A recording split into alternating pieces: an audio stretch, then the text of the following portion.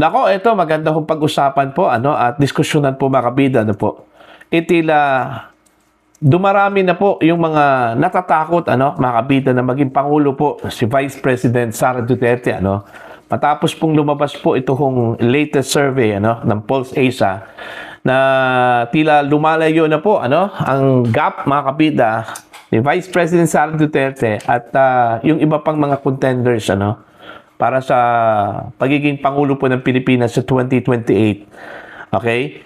Now, isa ko dito mga kabida ang tila takot at ngayon po ay nananawagan ho sa mga Katoliko, mga kabida na maging aktibo sa pagtutol na maging Pangulo po si VP Sara ay ito si Father Robert Reyes, mga kabida. Nangangampanya po siya ngayon, natutulan ang pagtakbo po ng Vice Presidente sa pagkapangulo sa 2028.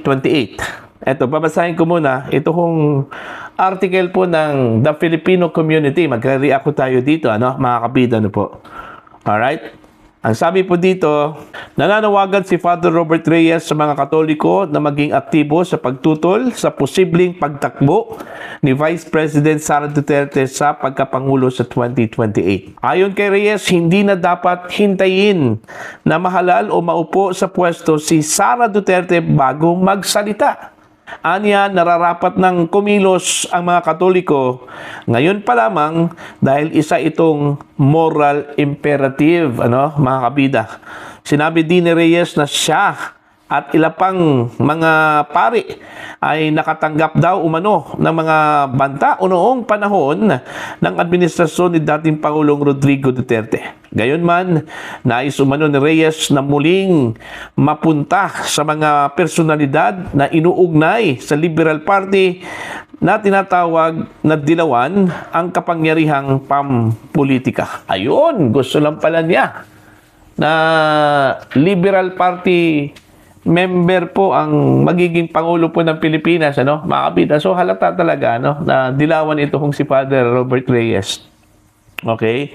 Now, ang tanong kasi dyan, kung meron bang makikinig po, ng mga Katoliko kay Father Robert Reyes. Di ba? Ilang beses na po mga kabida, nananawagan po itong mga taong ito, dati pa, na wag suportahan po si VP Sara, mga kabida. Okay? I-turn down yung pagiging Pangulo po ni VP Sara. Okay? Anong nangyari? Mataas pa rin sa survey, ang Vice Presidente. Mas lalo ko ngayon na lumalayo po makabida yung gap, sa pagitan po ng Vice Presidente at ilang mga contenders po, sa pagiging Pangulo po ng Pilipinas come 2028. Diba?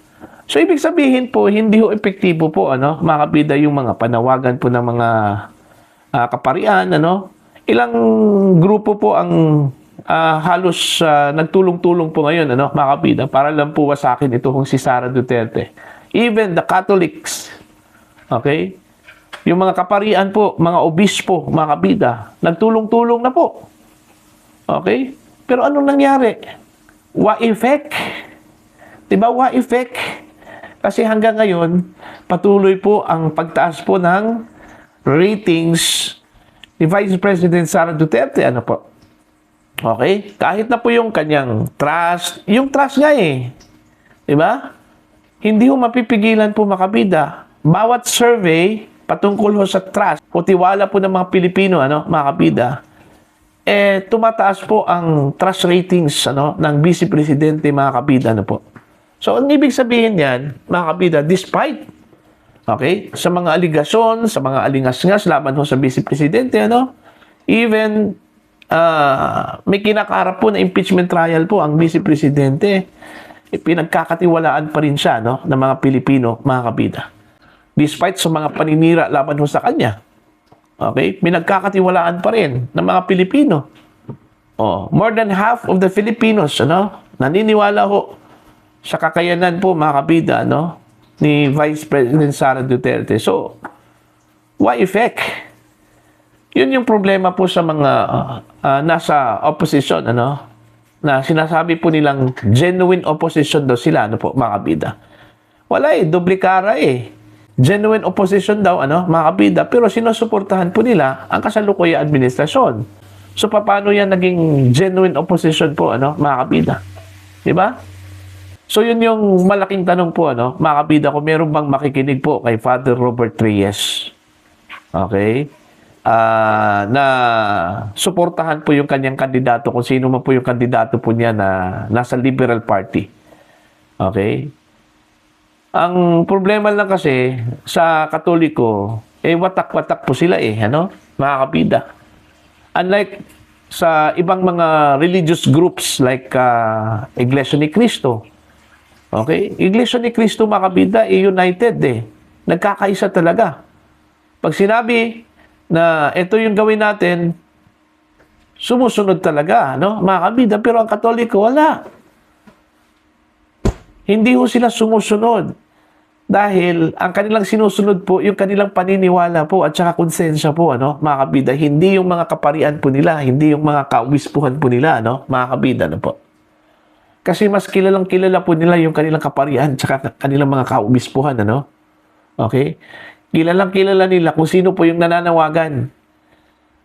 Kaya, hindi ho sila sumusunod. Okay? Tsaka hindi naman po katulad sa ibang reliyon na may penalty po kapag hindi ho sumusunod, mga kabida, po. Diba?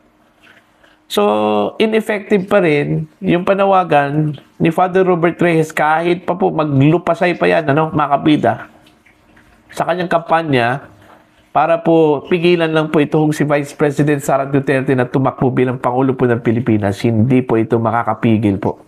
Kasi, sa tingin ko lang po ngayon, mga kabida, with all the developments, patungkol ho sa pagmamahal po ng mga Pilipino, kay Sara Duterte, inevitable na po yung kanyang pagiging Pangulo po ng Pilipinas, mga kabida. Okay? Kahit na po yung impeachment. Okay? Kahit na meron pong kinakaharap na impeachment po, si Vice President Sara Duterte, hindi yan makakapigil po, mga kabida, sa pagiging Pangulo po niya come 2028. Kasi alam natin, mga kabida, na hindi ho makukonvict si Sara Duterte. With the present number, ng mga senator judges, hindi yan makakakonvict sa Vice Presidente, mga kabida, po. Okay? Kahit na sabihin po natin, na halos silang lahat, kahit sabihin pa natin na silang lahat po, dyan sa majority block, ay buboto doon ho sa conviction ng Vice Presidente, automatic pa rin na acquittal yung magiging decision po ng impeachment court. Kaya nga ngayon ay meron pong pressure, mga kabida, sa Vice Presidente na mag-resign na lang. Kasi alam po nila, mga kabida, na hindi ho makukonvict yan. Okay? Ma-acquit yan sa impeachment trial, mga kabida, So, doon ho sila nag-focus sa pressure para magbitiw ang Vice Presidente, pero sinabi na po ng Vice Presidente, hindi ho siya magbibitiw. Kahit paanong gawin po, mga kabida, ng kasalukuyang administrasyon to pressure her, hindi ho siya magbibitiw. Okay? In fact, hinamon nga ni VP Sara, si Pangulong Marcos, natanggalin po siya. Tanggalin po siya sa kanyang pwesto, Gamitin na po ni Pangulong Marcos lahat-lahat ng mga resources para matanggal ho si Vice President Sara Duterte, po. Kaya alam naman po natin na isa lang pong paraan, mga kabida, para matanggal po si VP Sara, yung impeachment lang po, So, anong gagawin po nila doon ho sa impeachment? Okay? Magbebendalo na naman, Ibebend po nila yung batas sa pamamagitan ho ng pagbaba ho ng threshold? Hindi yung pwede. Kasi fix po ang threshold po, mga kabida, 2/3. Hindi ho pwedeng maging 1/3 yun. 2/3 of all members, malinaw yun sa saligang batas po, mga kabida, po. Kahit pasabihin natin na huwag natin i-include yung mga nabilanggong mga senador, okay? Sa counting, hindi po pwede yon. Kasi malinaw po sa batas, mga kabida, hanggat hindi ho expelled yung mga senador na yon, walang desisyon po ang Senado, mga kabida, na ma-expel ito hong dalawang mga senador na nakulong, mga kabida, at saka ito hong nagtatago na si Bato. Mananatili pa rin miyembro ng Senado, mga kabida, itong mga senador na ito. So, kapag mananatili hong miyembro, itong mga senador na ito, included pa rin sila doon sa counting, mga kabida, na 24. Okay? Yung composition po ng Senado ngayon. Okay? So, yun po. No? Kahit pa umiyak ito hong si Father Reyes, mga kabida, sa kapapanawagan po, sa mga Katoliko, wala hong makikinig. Okay? Wala hong makikinig po, Kasi tested na po yan eh. Ilang beses na po yan, mga kabida, na umapila po yung mga kritiko po ni Sara Duterte sa mga Katoliko. Hindi ho pinakinggan eh. Diba? Kung pinakinggan pa po, mga kabida, nung palang eleksyon, nung 2022. Diba? Even yung mga kakampings po, mga dilawan, nanawagan po, umapila po mga kabida sa mga Katoliko, mismo yung mga kaparian nga eh, yung mga kaobispuhan po nila, Ang dami hong ginawa noong 2022 presidential elections para lang hindi ho manalo si Bongbong Marcos, si VP Sara. Pero ano nangyari? Nakinig ba yung mga kaanib po ng Romana Katolika, mga kabida, po? Wala. Hindi ho sila nakinig. Kaya, ang nangyari, nanalo po ang unity team. Tinambakan po ng husto, mga kabida, ang mga kalaban po. Okay? So, para po sa inyo, ano po ang inyong opinion at pananaw dito, Dito sa ginawa po ni Father Robert Reyes, kung saan po nangampanya po siya, nananawagan po siya sa mga Katoliko, napigilan po itong si Sara Duterte na tumakbo bilang Pangulo po ng Pilipinas come 2028, mga kabida, po. Please comment down. Sa mga hindi pa po subscriber po sa aking channel, please subscribe. Just click the subscribe button, click the notification bell, click all para updated po kayo mga kabida sa aking mga uploads. Maraming salamat po sa inyo lahat.